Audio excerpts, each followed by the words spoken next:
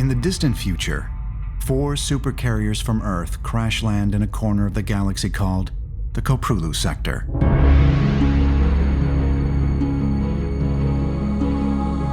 The survivors rebuild civilizations among the planets of this unfamiliar sector. New generations are born, as old ones fade into memory.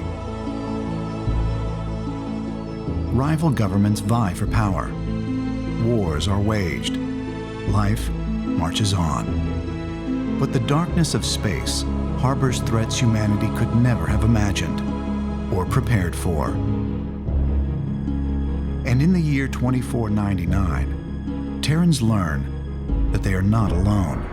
2 alien species, the savage Zerg and the mysterious Protoss, make their presence known through terrifying acts of destruction. And life in the Koprulu sector changes forever. In 1998, Blizzard Entertainment introduced gamers to the war-torn world of StarCraft.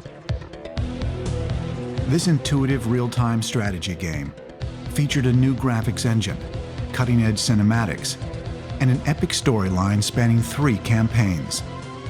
But behind the scenes, the road to StarCraft's release wasn't without its setbacks and obstacles. StarCraft was Blizzard's 3rd venture into the real-time strategy realm. Its design philosophy was heavily influenced by the company's previous RTSs, Warcraft Orcs and Humans, and Warcraft II, Tides of Darkness. The earliest versions of StarCraft even used a modified Warcraft II engine, but as development progressed, one thing became clear. The current engine was the game's greatest enemy.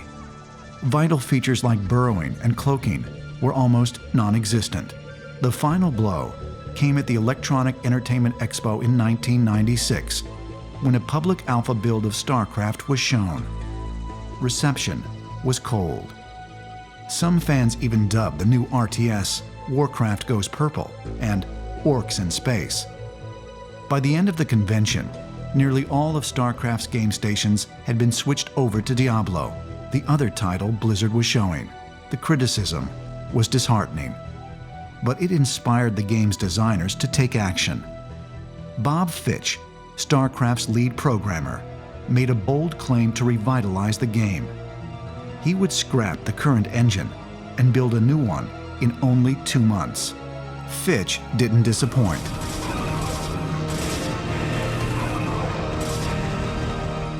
The new engine was completed on schedule, and it allowed the designers to shape StarCraft into the game they'd envisioned all along.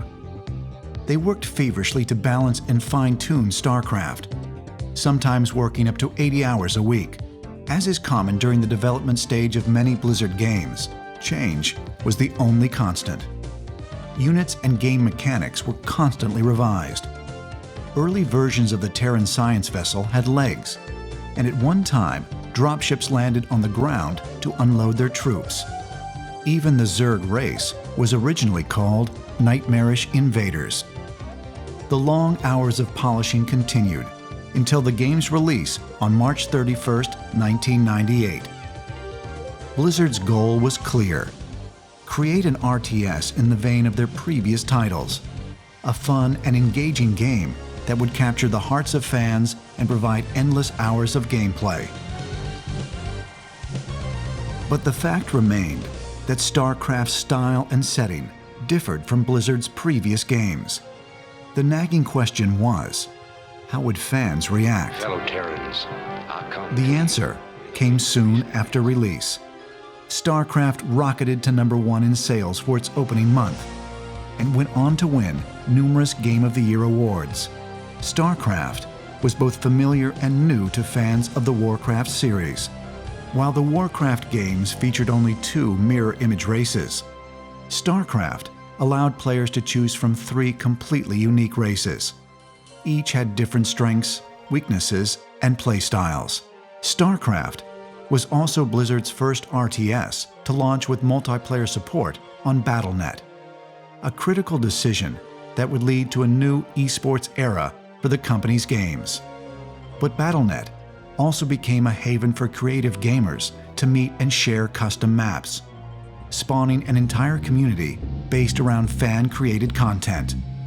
The Brood War expansion pack was released soon after in late 1998. The game continued StarCraft's engaging storyline and added new units for each race. The expansion also included more 3D cutscenes, an element of Blizzard's titles that was immensely popular among fans. Previous Warcraft games also had cinematics, but this art form reached new heights during StarCraft's development. Blizzard founders Mike Morhaime, Frank Pierce, and Alan Adham made Blizzard's film team its own department during StarCraft's development, in essence, setting the stage for the future growth of cinematics that would emerge with Blizzard's later games. Morhaime, Pierce, and Adham recognized the impact these cutscenes had on StarCraft's overall story experience, a story that took on a life of its own. Protection, if once provided, is a phantom, a memory, with our enemies left unchecked. StarCraft's gritty take on sci-fi struck a chord with gamers worldwide. Characters like the freedom fighter Jim Raynor, the psionic ghost Sarah Kerrigan, and the heroic Protoss Tassadar became iconic figures in the minds of fans. In a 2003 GameSpot poll, fans voted StarCraft's thrilling finale as the best ending of any game.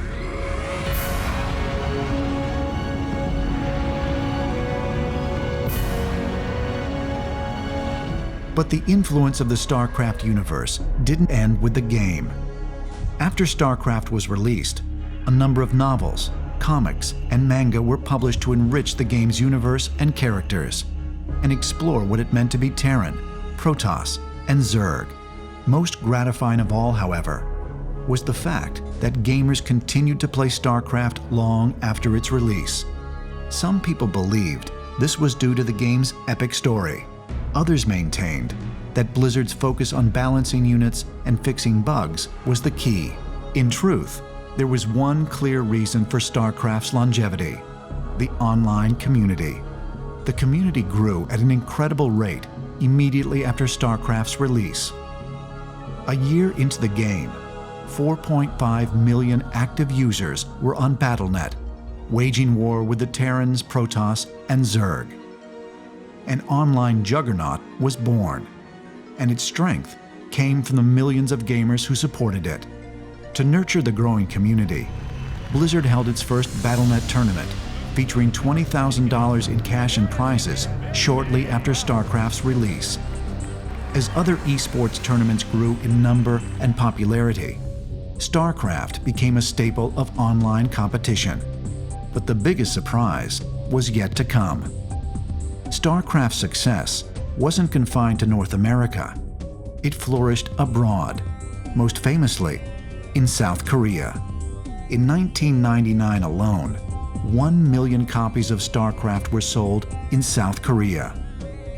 The country's professional gamers took StarCraft to an all-new level of competitive play.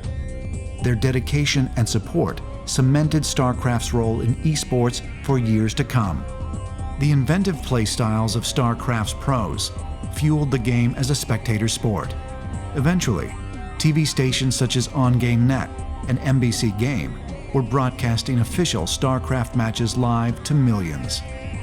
As a testament to the game's popularity, over 120,000 spectators flocked to a StarCraft competition in Busan, South Korea in 2005. While esports tournaments grew internationally, Blizzard began its own string of BlizzCon and worldwide invitational conventions. These events provided a venue for pro gamers to test their mettle, but they were also gathering points for the community, places where players could meet each other, talk with developers, and experience new Blizzard games. BlizzCon and the Worldwide Invitational weren't exclusive to StarCraft. They focused on all of Blizzard's titles. But the 2007 Worldwide Invitational in particular would prove to be very memorable to StarCraft fans. It was at this convention in Seoul, South Korea, that Mike Morhaime unveiled the long-awaited sequel to StarCraft. It is my honor to present to you Blizzard's newest game.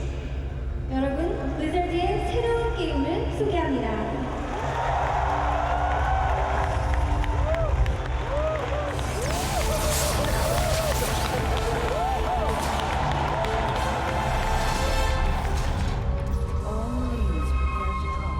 Developers had been hard at work on StarCraft 2 since the release of Warcraft 3. But the project was delayed for a year in 2005 so the team could help with World of Warcraft. Despite any delays, developers pushed forward with the project. As with the original StarCraft, change was the only constant during development. One of the game's new units, the Thor, underwent many design phases before the final look was achieved. But unlike its predecessor, StarCraft 2 used a completely new engine from the beginning of development. It allowed the designers to create content unimaginable in 1998. One of the most noticeable differences in StarCraft 2 is the groundbreaking campaign, where a player's choices shape parts of the story. Carrying on StarCraft's epic saga, familiar characters have returned, some of them voiced by the talented actors from the original game. Among them are Robert Clotworthy as Jim Raynor, but you left out the part where you walked on water, and James Harper as Arcturus Mengsk. Descent will only slow our progress. But a whole new cast of characters has also been introduced in StarCraft 2, and along with them, a host of exciting new actors. Everybody simmer down. As with the original StarCraft, much work went into streamlining the multiplayer aspect of the sequel. For feedback, Blizzard connected with fans through battle reports, podcasts, and live gaming sessions at conventions and tournaments. A completely new BattleNet was also developed as a place for gamers to meet, share their custom maps, and test their skills in online ladders and tournaments. More importantly, the updated BattleNet was created to support the online community that played such a pivotal role in the original StarCraft's success. In the world of StarCraft, 4 years have passed since the end of the Brood War. The Queen of Blades and her Zerg have remained silent. The Terran Dominion, under the rule of Arcturus Mengsk, continues to build its power. Jim Raynor carries on the fight against tyranny. But years of being a hunted man have taken their toll. Outside of the game, over a decade has passed since Blizzard introduced the Koprulu sector to the world. A decade of competitive play, custom map making, and reliving the struggle of the game's characters again and again. The next phase of StarCraft's history begins now, and fans around the world all have one thought on their minds. Hell, it's about time.